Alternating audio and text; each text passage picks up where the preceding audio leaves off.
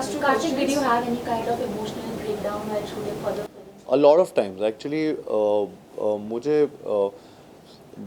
एक दो सीन में ऐसा हुआ था कि इमोशनल ब्रेकडाउन हुआ था बहुत ज़्यादा, बिकॉज़ वो मैं बहुत रिलेट कर पाया था उस चीज़ को। और कहीं ना कहीं मतलब मैं पर्सनल तो नहीं बोलूँगा, लेकिन मैं वैसे बोलूँगा कि ये इनकी कहानी में ऐसे ऐसे मोड़ हैं, ऐसे ऐसे लो पॉइंट्स हैं जिसमें मुझे जेन्युइनली, और मैं उस टाइम एक्चुअली उस कैरेक्टर के बारे में सोच रहा होता हूँ, तो मैं 2 साल से 1.5 साल से सिर्फ यही 2.5 साल से यही कैरेक्टर जी रहा था। तो दिमाग में जब मेरे वो पर्टिकुलर सीक्वेंसेस जब मैं वो परफॉर्म कर रहा था, तो तब वो इमोशनल ब्रेकडाउन ऑटोमेटिकली हुआ था। एंड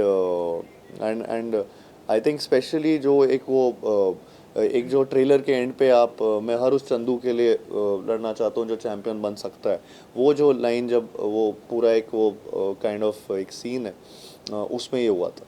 और यहाँ पे मेरे पास एक चीज़ और डिफ़िकल्ट चीज़ थी कि कोई रेफरेंस पॉइंट नहीं था। तो उनके बारे में जब भी कुछ सर्च करो तो इतनी ज़्यादा इमेजेस या इतना कोई वीडियो जिसको मैं फॉलो कर पाऊँ कि यंग मुरली अगर मैं प्ले कर रहा हूँ, तो मेरे पास कुछ ऐसा रेफरेंस पॉइंट नहीं था। तो कबीर सर ने मेरे लिए वो चीज़ वो बहुत बड़ा डिसीजन था जो लिया गया था कि मुरली सर से मैं फिल्म से पहले नहीं मिलूँगा, बिकॉज़ वो टाइम स्पेंड उनके साथ कर रहे थे, और वो उनके साथ जो जो टाइम स्पेंड करके उन्होंने अपने नोट्स बनाए, वो नोट्स से हमारा पूरा डिस्कशन हुआ, एक कैरेक्टर बिल्डिंग सेशंस होते थे, एंड देन वो कैरेक्टर बिल्ड उन पॉइंटर्स पे किए, एंड उसके अराउंड फिर वो एक कैरेक्टर बनाया गया जैसा उनकी बातों से निकल के आ रहा था। और वो बहुत मुश्किल काम भी होता है क्योंकि वो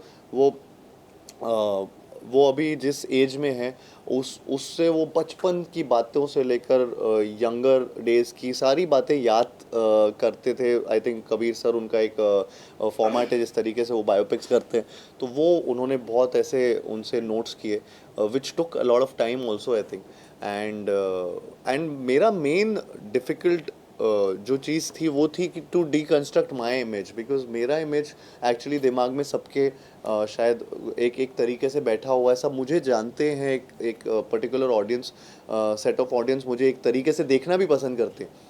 तो वो डीकंस्ट्रक्ट करना, और मुझे यहाँ पे जो चंदू चैम्पियन में एक विदाउट रेफरेंस लोगों के दिमाग में डालना कि ये वो हैं, was a difficult task. And somewhere down the line अभी जितने रिएक्शंस आ रहे हैं, थैंकफुली वो ऐसा लग रहा है कि कुछ सही चल रहा है। जैसा कि आपने बताया कि बहुत सारी तैयारियां की आपने, कुछ ऐसा था जो तैयारी नहीं करनी पड़ी, आप बाय डिफॉल्ट आपको आती?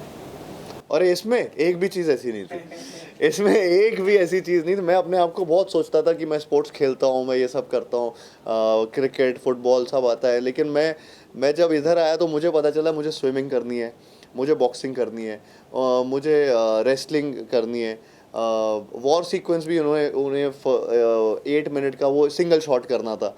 तो हर चीज़ मेरे लिए नई थी। बॉडी बिल्डिंग ट्रांसफॉर्मेशन वो पूरी तरह से करना था, तो सब कुछ मिला मिलू के वो हर चीज़ ऐसी थी। ऐसा नहीं था कि इसमें मेरे मोनोलॉग्स हैं, या ऐसा नहीं था इसमें मैं कॉमेडी कर रहा हूँ या मैं रोमांस कर रहा हूँ।